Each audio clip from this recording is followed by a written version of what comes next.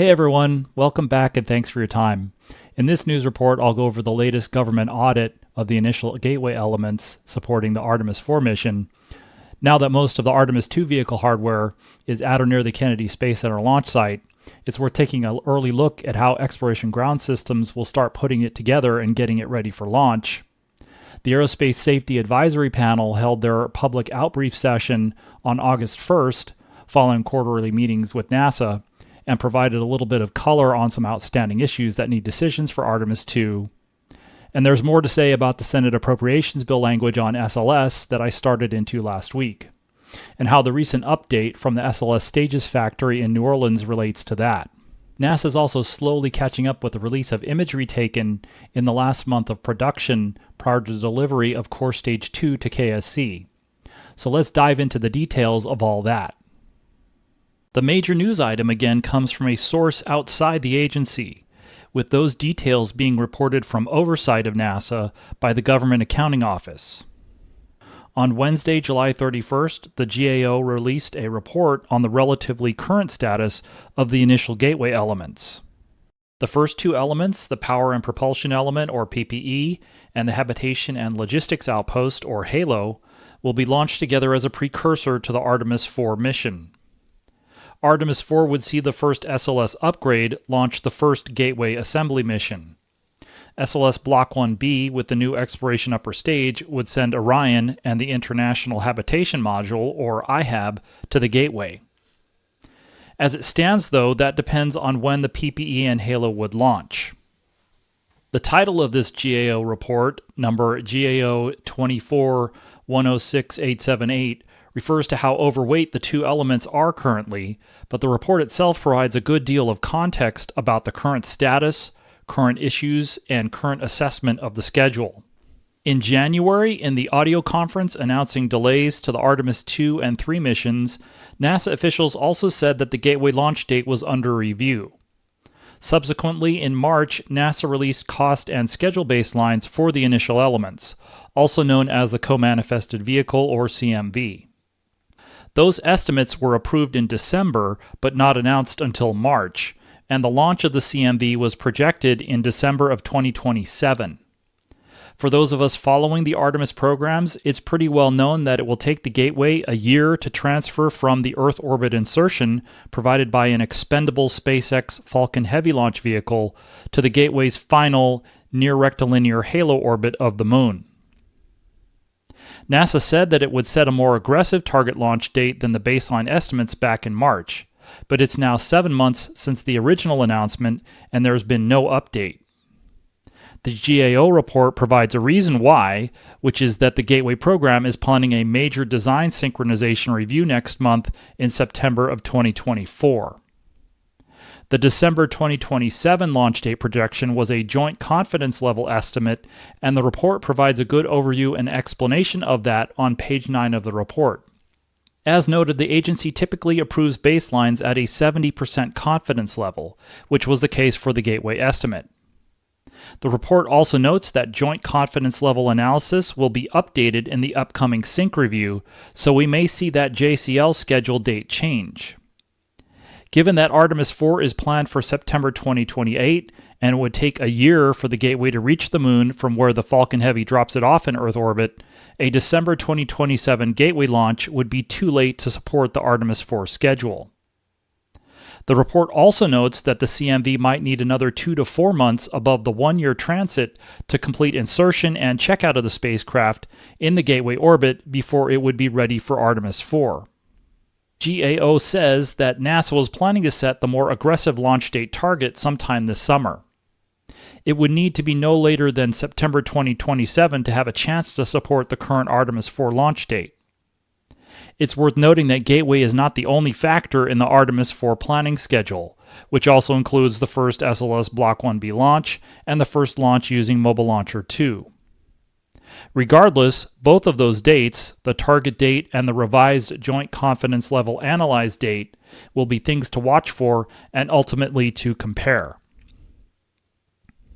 In addition to the CMV launch, a Gateway logistics spacecraft, the SpaceX Dragon XL, will also need to be launched on its first flight before Artemis IV can itself launch.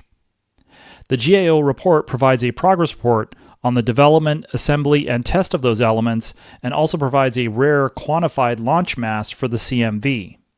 Stephen Clark noted in a story for Ars Technica last October that the combined mass was projected to be about 18 metric tons, and the GAO report adds detail to that in this figure, specifying the launch mass targets for both the PPE, the halo, the inner element adapter that will structurally connect the two, and how overweight the elements are currently projected to be. Issues with controlling the mass budget are typical during this phase of development, assembly, and test, and these have been noted for a few years. GAO first reported on the more specific mass growth issues in June, which I noted in a previous news video that I'll link to in the upper right. But this report puts those numbers into perspective by quantifying the big picture numbers. The PPE control mass, the maximum number the program is trying to hold, is 8,900 kilograms. The halo control mass is 9,000 kilograms. The inner element adapter mass is 135 kilograms, and as of the time the data was collected for the report, the two of them are 1,300 kilograms overweight. The figure notes that aside from reducing or offloading weight from the modules, perhaps some additional margin for upmass can be found from Falcon Heavy or by reducing launch opportunities to only the most optimum trajectories. Gateway is a heavy spacecraft, and Falcon Heavy remains the most powerful heavy lift launcher available for this application. The Falcon Heavy for this launch will be fully expended to get this 18 metric ton spacecraft into a sub-GTO insertion orbit. At spacecraft separation, that would be an Earth orbit with a 33,500 kilometer apoapsis or apogee and a 200 kilometer periapsis or perigee. From there, the PPE will have to add over 3,000 meters per second of delta V using its solar electric propulsion system during the year-long translunar spiral out of the sub-GTO orbit to the cislunar halo orbit. GAO also notes previously reported technical issues that the Gateway program is working through.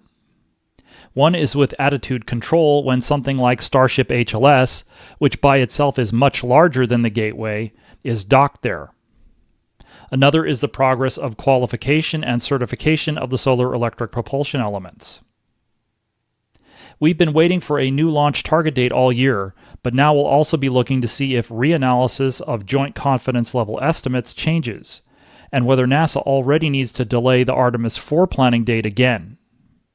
The report makes note that although the Artemis IV planning date was changed a year and a half ago to September 2028, in 2023, the internal date was still December of 2027.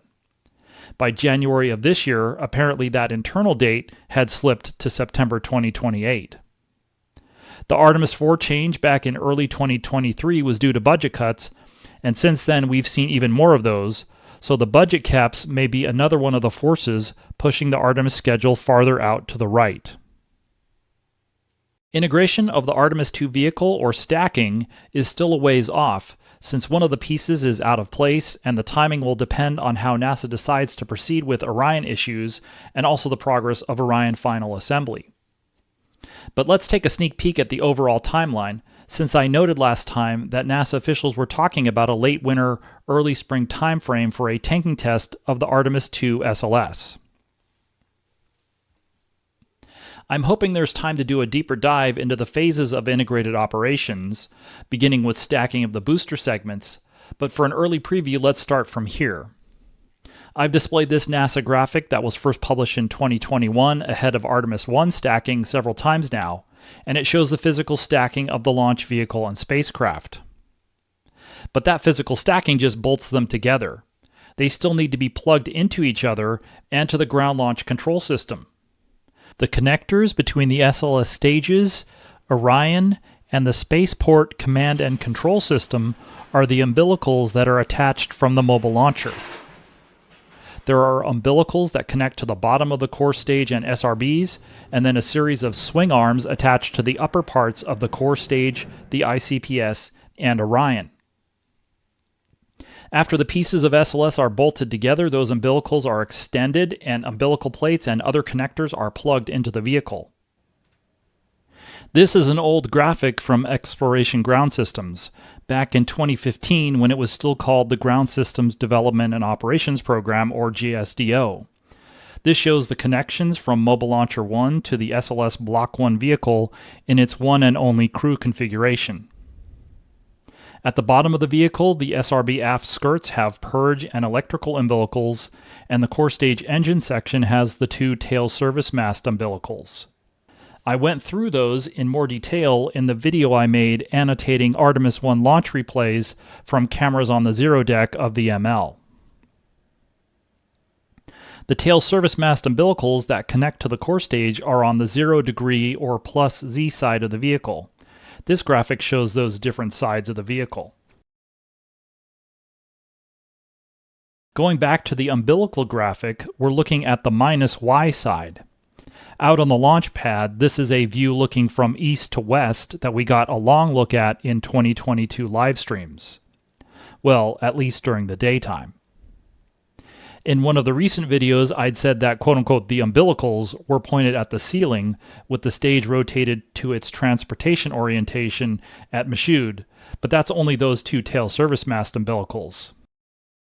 The other umbilicals are on the opposite side of the stage, and we can see black transportation door covers over those two closer to the ground. Those are the core stage intertank umbilical, or CSITU, and the core stage forward skirt umbilical, or CSFSU. The vehicle stabilizer system arm doesn't carry any services to and from the vehicle. It's there to, as the name implies, stabilize the vehicle against wind loads.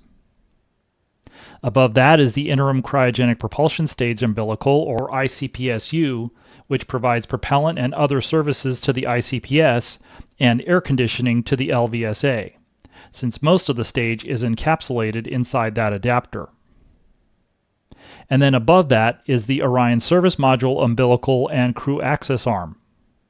The OSMU also provides a similar air conditioning line to the Orion crew module launch fairing, which is a subsystem of the launch abort system. Once plugged in, the ground launch command and control system powers up the rocket and sees if everything is connected and working correctly. That's called an interface verification test. The core stage flight computers are first powered up, and then the rest of the core stage electronics, then the RS-25 engine controllers, the SRB avionics, and the ICPS avionics. Just like with our computers, that's also an opportunity for software maintenance and performing updates to flight software, engine controller software, and so on. The launch team in the Launch Control Center will go through a detailed health and status check of all the rocket systems, and eventually will test communications with others, such as the Space Force and the Eastern Test Range. A countdown sequence test will run the launch team and the vehicle through a simulated launch day and terminal countdown sequence to verify that the hardware and software interfaces are performing as expected and on time. As Integrated Test and Checkout, or ITCO, nears completion and SLS is nearing readiness to roll out to the pad for the tanking test, the vehicle will be closed out for rollout to the pad. Internal work platforms will be removed from the inside vehicle compartments, which include the core stage engine section, intertank, and forward skirt. Also inside the LVSA and the top and bottom of the SRBs. Once those are configured for propellant loading, doors will be bolted over the access openings. Since a tanking test is a high-fidelity test of a launch day countdown, SLS needs to be configured a lot like its launch day. Internal and external thermal protection and weather protection will need to be completed. Propellant valves and manifolds inside will need to be closed out with foam sprays, flight-like engine blankets will need to be installed, and weather sealants will need to be applied to corners and seams. As work is completed at different levels of the vehicle, the VAB platforms will be retracted. For Artemis I, typically the area around the core stage intertank and SRB forward assemblies was the last one to be completed, with the F platforms being the last ones to be retracted. And then finally the vehicle will roll out to pad 39B for the first time for a tanking test. As noted, NASA is leaning towards performing a tanking test without Orion, since it may still be in the middle of its launch processing.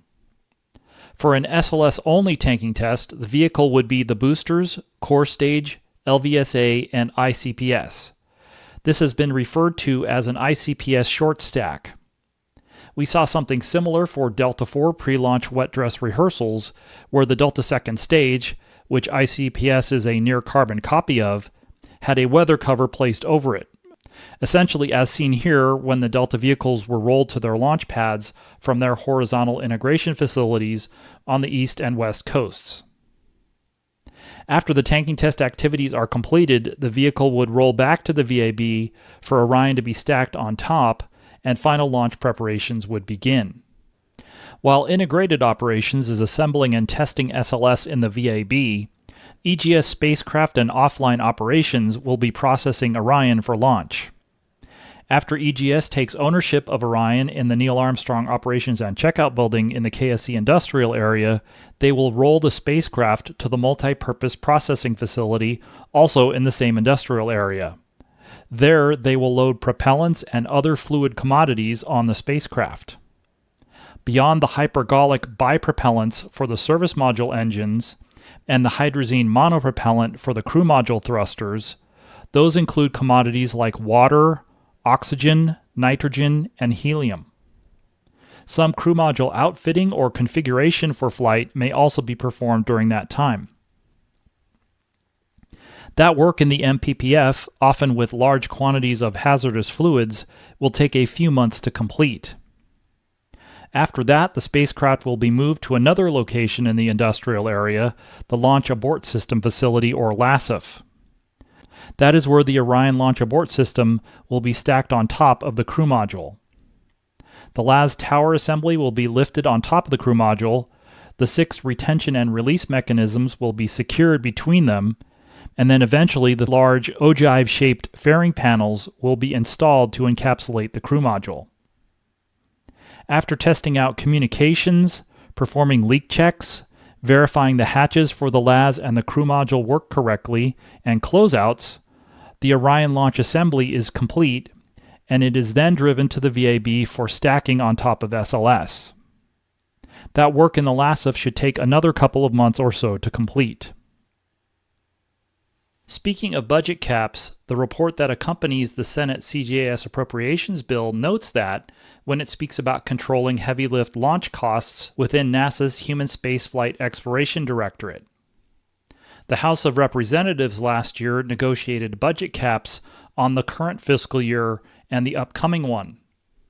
For nearly the last half-century, NASA has tried to put 10 pounds of potatoes in a 5-pound bag, as agency administrator, former Senator Bill Nelson says from time to time.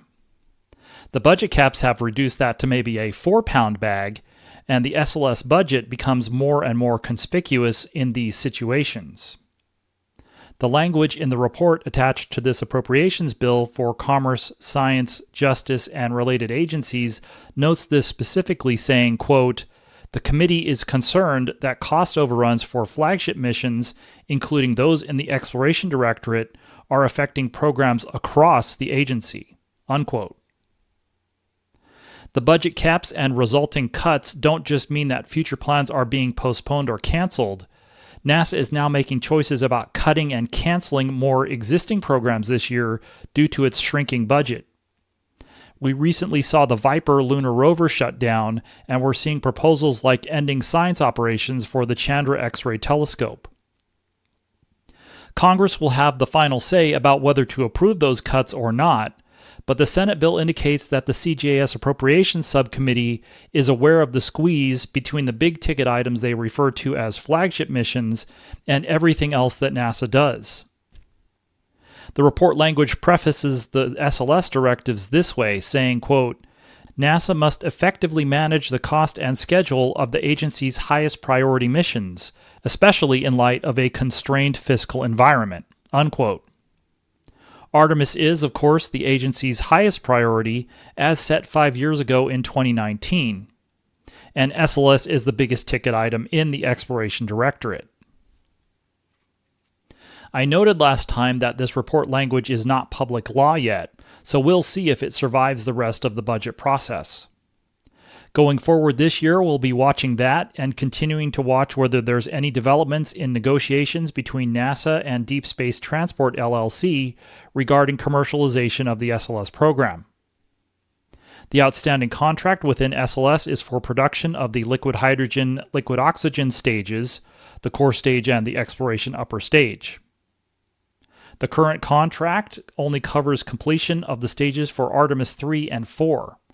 The new commercialized one being negotiated, called the Exploration Production and Operations Contract, or EPOC, was supposed to, in part, cover completion of stages beginning with the ones for Artemis V. EPOC is the reason that the Senate report language specifically notes Artemis V, since that's where EPOC was originally intended to take over full production. We recently got a tour of the main floor of the Michoud Assembly Facility SLS factory on July 16th, just a few hours after the fully completed second SLS Core Stage left the building. I started going through what we saw on the floor in a previous news report. I'll link to that in the upper right. But what was also noteworthy was what we didn't see, which was much in the way of Artemis V related hardware. At this point in time, the hardware one would expect to start to see is structures for the fifth core stage. Production of the fourth core stage build is well underway, and assembly of long lead structures, the engine section and the inner tank, are essentially complete. I went over this situation a little bit in the video I did asking about the future of SLS some weeks back, but the thinking is that the structures for the fifth would be in production some 2 years or more after that happened for the ones for the fourth build.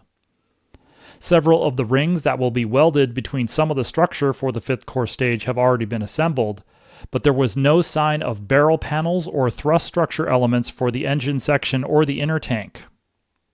This makes sense given the delay in agreeing on terms for EPOC, and it's an indication that production of SLS stages still has some way to go to reach an annual cadence of deliveries. Having said that, I was just talking about threats to the Artemis IV schedule out at the end of 2028, which is still 4 years away. And Artemis V has already been delayed by the budget caps and the budget cuts to the middle of 2030, which is 6 years from now. So there's still plenty of time under these circumstances, where there seems to be more of a sense of urgency from Washington to cut costs. One additional note, the Senate report language refers to the NASA Inspector General IG 24001 report, and there is a formal recommendation in the report that is related to this proposal for NASA to study commercially developed heavy lift launch options. That's recommendation number 5, which says, quote, include contract flexibility on future SLS acquisitions that will allow NASA to pivot to other commercial alternatives, unquote. The response from NASA was, quote, NASA concurs.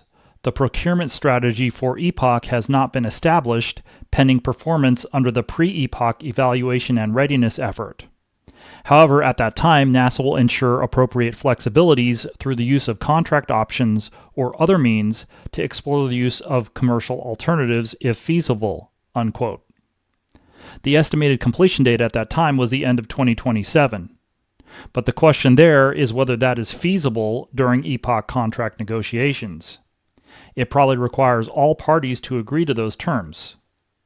Right now, the pre-EPOC evaluation and readiness contract is said to still be in negotiations. And speaking of rocket stage umbilicals, NASA SLS Public Affairs posted another set of imagery from the last days and weeks of final assembly work on Core Stage 2 at the Michoud Assembly Facility in New Orleans East. Still images and edited video of activities from mid-June to mid-July at MAF were published on July 29th and 30th. I covered the previous batch of historical imagery in a video from a couple of weeks ago. But these images and the metadata associated with them fill in some additional holes in the pre-shipment period at MAF before the stage was rolled out of the factory on July 16th. Going in chronological order, another still was released from June 18th as the scaffolding around the stage was moved out of the way. The next still is from 2 days later on June 20th, and this is a shot showing the stage rolled to an intermediate orientation to facilitate final TPS work and the installation of engine fairings. This shot shows the plus Z side of the stage, with the stage rolled to something like 45 degrees up. Here's a NASA graphic that I've tried to rotate to mimic this orientation. This NASA graphic also indicates the core stage engine positions, the engines better known as Aerojet Rocketdyne's RS-25 engines, or even Space Shuttle main engines as these 4 units were once known. This is also a nice shot of ground side tail service mast umbilical plates covering the flight side plates. Those ground side plates were removed prior to shipment. We can see similar black covers that I mentioned earlier when talking about the different umbilicals. In this case, we can see during the rollout the transportation covers over the flight side umbilical plates. But it's also just a nice shot of details around the boat tail, such as 2 of the core stage auxiliary power unit exhaust ports nearby. Some additional imagery of the move of the stage from the final assembly area to the Building 110 transfer aisle on the morning of July 6 was published, and then a few stills taken on July 12th were published on July 30th. The stage was transferred from the Boeing indoor carriers and transportation equipment to the NASA overland ones on July 11th. These images show the stage being turned around on the new equipment the next day. To set up for the crane lift to do the ground support equipment transfer, the stage was backed into the transfer aisle on July 6th. After the crane lift on July 11th, the next day on the NASA equipment, the stage was turned around and pulled into the transfer aisle with the engines and the back end facing out the building's doors. And then on the 16th, the stage was then backed out of the transfer aisle for rollout of the facility. The Aerospace Safety Advisory Panel had their public outbrief session on Thursday, August 1st, following quarterly meetings with NASA. In the public session, Mr. William Bray noted a few near-term Artemis II items. The first 2 are the familiar ones with respect to the Orion batteries that had the qualification testing issue last year, and the Orion heat shield investigation that is a little better known. The other one may not be new, but is less well reported, which he referred to as Emergency Egress System Installation and Readiness for Use. Exploration Ground Systems is testing those systems which are connected between the mobile launcher and Pad 39B. Mr. Bray said there has been a delay in that. As was reported during the core stage arrival events last week, Mobile Launcher 1 is now expected to roll back from the pad to the VAB by the end of this month, August. Emergency egress system testing would have to wrap up before a rollback, so that bears watching. Except that we were already watching this. Mr. Bray also noted that the Mobile Launcher 2 project seems to be trending in the right direction as it moves from design into construction.